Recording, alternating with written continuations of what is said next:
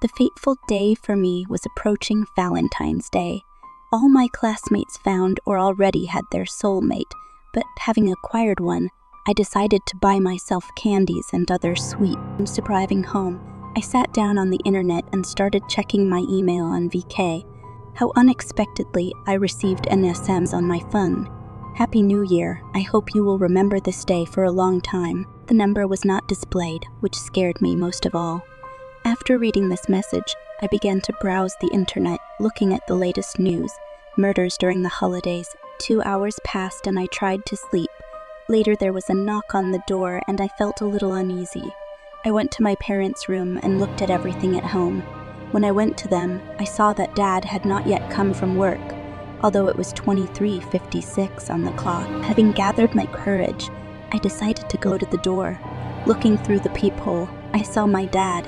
He seemed tired and knocking on the door, but did not say a word. I called my mother.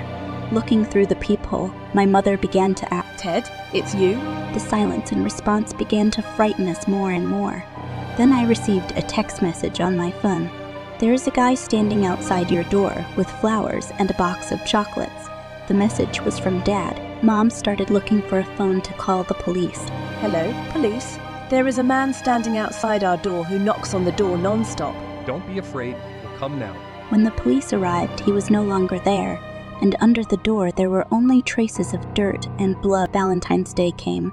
I began to think more and more about that mysterious M's, and my parents were very scared. During class I sat like a mannequin, paying zero attention to everyone. It soon became clear that I was not the only one who received this terrible Sims. Today is a very, very dark day for our class, the school, and the families of the dead students. Late yesterday evening, 3 students from our class and 2 from the same class died.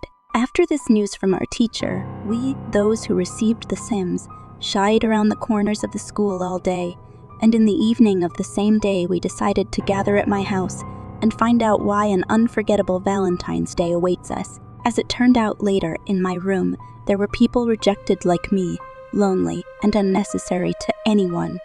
We all had sins that we could not. Exactly 2 hours later, the same man started knocking on our door again.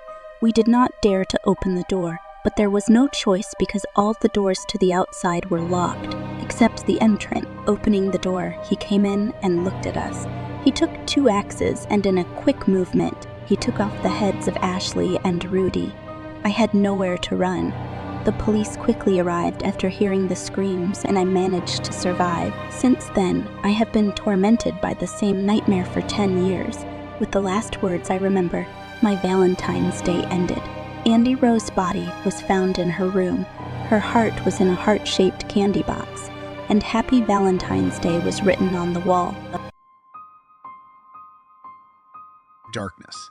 I have been afraid of darkness since childhood. I don't remember why. Every time I found myself in the dark, even in my teenage years, I wanted to get out of it. No, not just get out, get away as quickly as possible to where there is light. Now I have managed to overcome my fear and can stay calmly in my rented apartment at night for Sacre. Now, getting to the point last week, my parents called me inviting me home for New Year's. Yesterday I arrived late around 9 and almost immediately went to sleep. My mother asked before bedtime, "Should I leave a light on for you? You never slept without one in your childhood." I assured her that everything was fine and fell asleep. I woke up unexpectedly as if I just blinked. It was 3:15 on the clock and they were frozen. I got scared. Have you ever seen electronic clocks frozen like this? Those 2 dots between the hours and minutes didn't blink. Strange memories stirred in my mind. Instinctively, I turned my back to the wall and quieted down. I don't know how long it lasted. The clocks were still frozen, but I began to calm down. And then soft footsteps echoed through the room, quiet but clearly audible at night from the door to the window. For a few seconds, everything was quiet, and then an invisible figure headed towards my bed. My breathing quickened, my heart pounded in my throat, and I felt hot breath in my face. Suddenly, my memory awoke. I remembered why I was afraid of the dark, how I felt the same thing in early childhood. I jumped up and in 2 leaps reached for the switch. Click! The light didn't turn on. Alex, you haven't learned anything, have you? A low voice sounded in my head, barely audible. I cowered in the nearest corner and covered my face with my hands. I didn't want to see what would emerge from the darkness. Stop. How are you, Alex? It's been so long since our last meeting. It's like the voice moved from my head and sounded right by my ear, the words burning my earlobe. It was saying something, but I tried not to pay attention, only catching some phrases. You can understand that morning won't come just like that. I will leave when you feed me. Open your face. With one hand covering my eyes, I tried to open the door, but it was locked. I won't let you go. I fell face down on the floor and started crying. I didn't want this. It touched me with its bony paw. Okay. I missed you, Alex. I was hungry. Why did you leave the light on at night? Why did you torment me? I cried. Here, good boy. Now remove your hands from your face.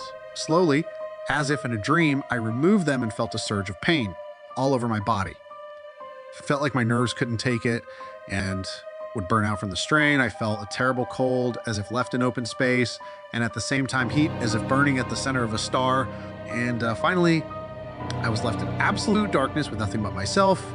I felt the touch of slimy tentacles, fear, pain, and humiliation, all the feelings that every dying person experiences at that moment on the planet, from a microbe to a human being. A cheetah's teeth at the throat, body intoxication, a bullet in the heart. It lasted an eternity and ended as abruptly as it began.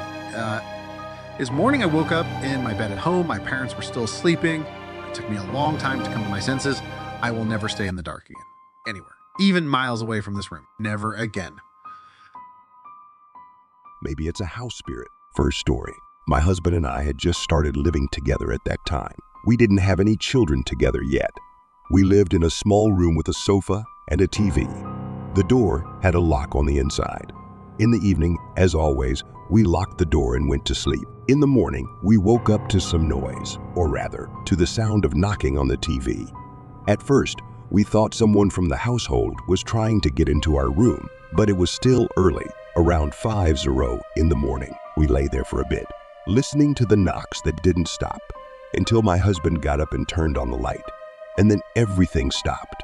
We got up, checked everything, thinking someone was playing a prank, but at that time, everyone else was asleep. Second story.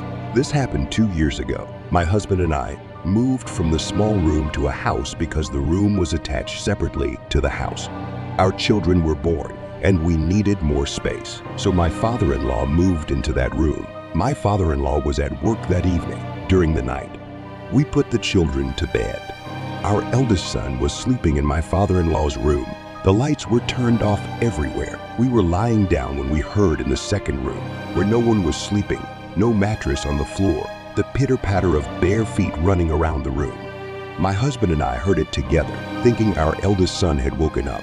We called him. Silence. We got up, turned on the light, and no one was there. We went to the room where our son was sleeping. The light was off in his room, and he was sleeping peacefully. We turned on the light for him. We went back to bed, and I heard a rustling noise with cookies in a bag in the kitchen and someone turning on the water tap. Since my husband refused to go again, I got up myself, went to check, but there was no one there, and the tap was closed. Third story. My father-in-law was sitting in his room watching TV. He heard a noise in our room, like something fell and broke. He got up, went to look, but found nothing. He thought he imagined it. He returned to his room, continued watching a movie. Then he saw from the corner of his eye that someone took a boot and threw it from the door towards the bathroom. But besides him, there was no one home. We were at the market, and even the cats were not there. The door from the room leads to the corridor. And at that moment, the door from the room was open. He stepped out of the room, saw a boot lying in the middle of the corridor. When we arrived, I went into our room and found broken glass from a vase on the floor. The vase had been standing on the window. It had been standing there without falling for some time, but now it fell and broke. What's most interesting is how could a boot fly by itself through the corridor?